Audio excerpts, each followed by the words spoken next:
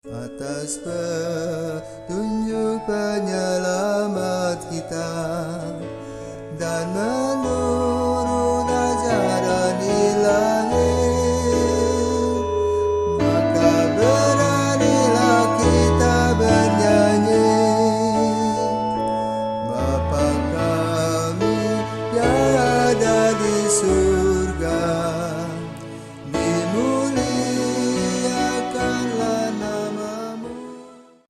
Saudara-saudara terkasih, selamat pagi. Salam jumpa lagi dalam Sabda Siap Saji, Jumat 24 September 2021, hari biasa, pekan ke-25.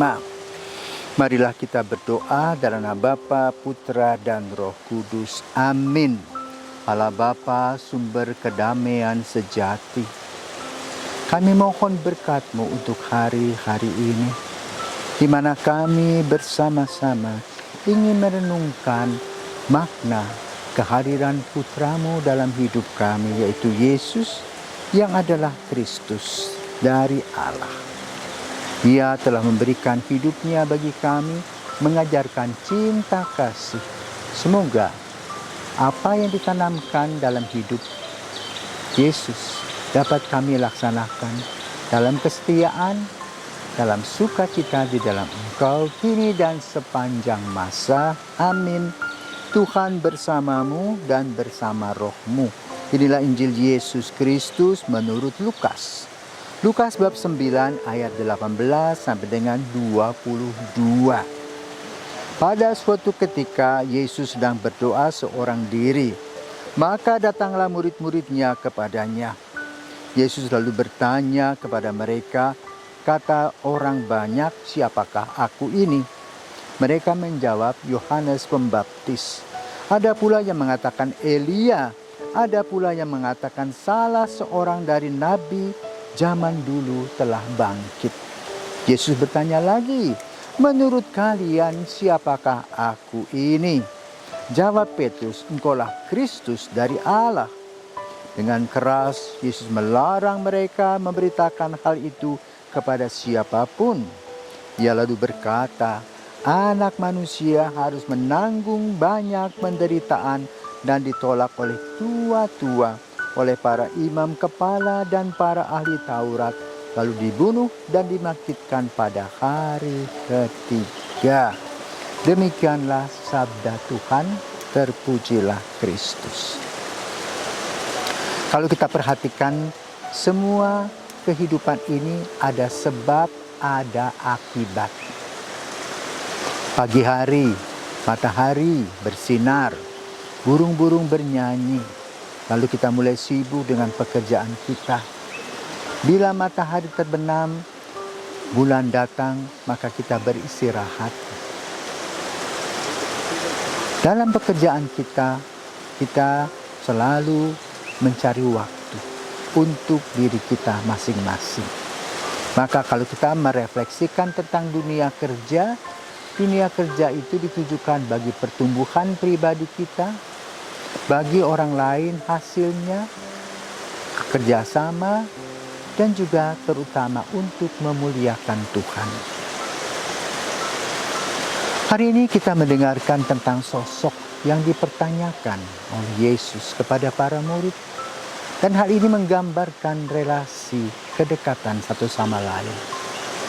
Murid-murid yang lain hanya mempunyai pengalaman tentang Yohanes Pembaptis, tentang Elia, yaitu nabi pada dalam perjanjian lama, dan Petrus mempunyai relasi yang lebih dekat karena mungkin dia sering diajak oleh Yesus kemana saja dalam karya-karyanya. Sehingga ia berkata, engkau adalah Kristus, Putra Allah yang hidup. Saudaraku terkasih, sebab akibat inilah yang menjadi hasil kedekatan antara Yesus dengan Petrus, melahirkan pernyataan Petrus yang luar biasa. Tentu, apa yang disampaikan oleh Petrus menggambarkan tentang kekaguman kepada sosok Yesus. Namun Yesus mengingatkan akan peranan dan tugasnya bukan hanya untuk memberikan pencerahan, berkhotbah, menyembuhkan orang-orang sakit, tetapi lebih daripada itu adalah mengorbankan dirinya. Tentu pada saat itu mereka belum paham akan apa yang dikatakan oleh Yesus, karena mereka merasakan bahwa Yesus itu sakti dan kudus. Tidak mungkin hal-hal negatif akan hadir dalam dirinya. Tetapi Yesus tetap menekankan hal itu agar setiap kita waspada bahwa kehidupan ini harus memerlukan pengorbanan. Pengorbanan yang paling besar dalam hidup Yesus adalah penyalibannya sebagai konsekuensi dari pewartaan kabar baiknya.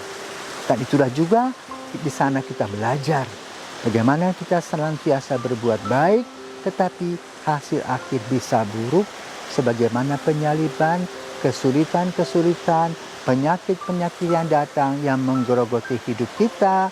Dan boleh katakan kita belajar dari Yesus untuk senantiasa percaya, menyerahkan diri kepada Bapa di surga, sehingga bila kelak suatu hari kita mengalami kesulitan, kita sudah mempunyai kekuatan di dalam Yesus. Senantiasa ada jalan keluar.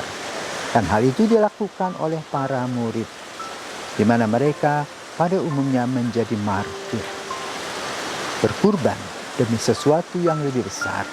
Dan hal itu sudah juga dilaksanakan oleh para orang tua kita yang berjuang sejak muda untuk menghidupi kita. Dan kemudian mereka memasuki masa senja, di mana kita sebagai anak sibuk dengan hal-hal yang berurusan dengan kehidupan kita, di mana kadang-kadang kita lupa kepada mereka. Ayo, mari bersama dengan Yesus kita juga perhatikan mereka yang sudah berjasa kepada kita, sehingga mereka hanya mengatakan, Tuhan terima kasih untuk semua kasih karunia-Mu. Biarpun aku susah dan sakit, tetapi aku bangga kepada anak-anakku yang sudah memberikan kasih kepadaku. Semoga Tuhan senantiasa memberkati kita. Amin. Selamat pagi.